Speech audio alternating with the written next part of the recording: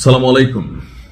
সকল প্রেডিকশন যেগুলো ছিল, আমি সর্বশেষ একটা নিউজ দিয়েছিলাম যে প্রেডিকশন বলছিল বিএনপি সিট পাবে 208টি। এলইডিসি নামক একটা সংস্থা, তারা কিন্তু এই জরিপটা করছিল। আপনি দেখেন কিভাবে কাটায় কাটায় মিলা গেছে। বিএনপি সিট পাবে 208টি আর জামাত পাবে 46, এবং তাদের শরিকরা মিলাজিলা 55 প্লাস মাইনাস তাদের আসন সংখ্যা হবে। আর অনেক আসনে হয়তো অন্যান্যরা পাশ করবে। তবে এই জরিপটা 297টি আসনের চূড়ান্ত ফলাফল যখন আমরা পাইলাম, তখন দেখলাম যে 209টিতে বিএনপি এবং জামাত ইসলামী 68টিতে তারা আপনার বিজয়ী হয়েছেন। জাতীয় নাগরিক পার্টি পেয়েছে 6 আসন, আর এখন মন্ত্রিসভার অপেক্ষা। তো প্রশ্ন হচ্ছে, নির্বাচন তো হয়ে গেল, সরকার কবে গঠন হচ্ছে? একটা গ্যাজেট প্রকাশ হবে, সেই গ্যাজেট প্রকাশের পর শপথ নেবেন নির্বাচিত সংসদ সদস্যরা। এরপর শুরু হবে নতুন সরকার গঠনের প্রক্রিয়া। সরকারের পক্ষ থেকে জানানো হয়েছে, অর্থাৎ সাবেক অন্তর্বর্তী বা রানিং আছে কিনা জানি না, ডক্টর ইউনূস সরকারের পক্ষ থেকে জানানো হয়েছে 18 ফেব্রুয়ারির মধ্যেই নতুন মন্ত্রিসভা গঠন হতে পারে। সরকারের অপর একটি সূত্র বলছেন, আগামী 16 ফেব্রুয়ারি নতুন সংসদ সদস্যদের শপথের অনুষ্ঠান হতে পারে। এখন এটা একদিন পেছাতেও পারে, একদিন আগাতেও পারে, তবে আগানোর সম্ভাবনা নাই, কারণ টাইম খুব বেশি নেই।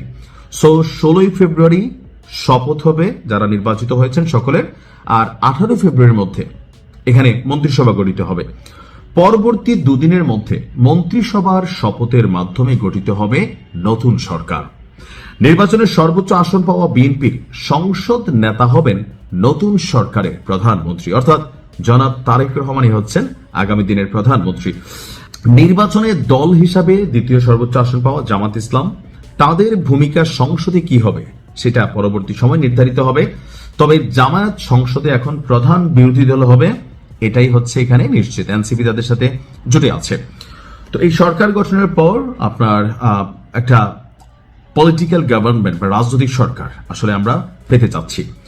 তো বরাবরই বলছি, সরকারের কাছে মানুষের অনেক আশা, অন্তর্বর্তী সরকারের কাছেও অনেক এক্সপেকটেশন ছিল, যেটা আসলে তারা পূরণ করতে পারেন। এখানে যারা উপদেষ্টা হয়েছেন অনেকেই হাজার হাজার শত কোটি টাকার মালিক হয়েছেন। খোদ ডক্টর ইউনূস সাহেব নিজেও অনেক অ্যাডভান্টেজ পাইছেন, বা তার যে প্রতিষ্ঠানগুলা ব্যক্তি জীবনে মামলা টামলা বা বিভিন্ন ইস্যু ছিল সুবিধা নিচ্ছেন।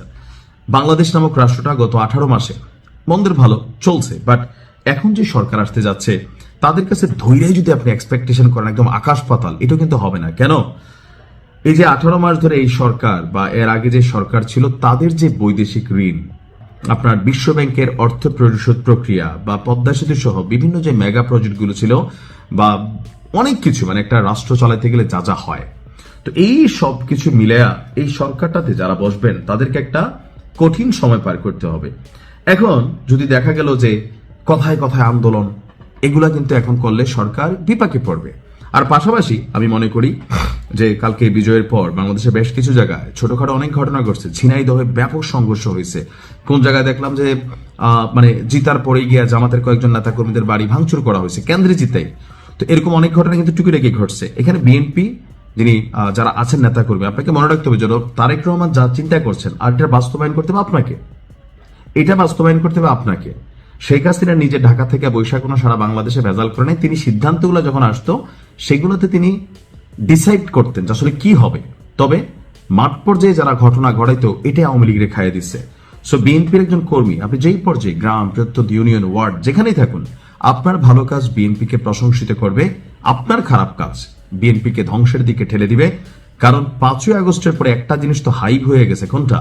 একটা সরকারের পতন কিভাবে ঘটাইতে হয় জাতি শিখা গেছে। সো সেই ক্ষেত্রে আমরা আশা করি সততা, সেক্ষেত্রে আশা করি স্বজনপ্রীতি, সেক্ষেত্রে আশা করি মেধা, এগুলোর মূল্যায়ন হবে।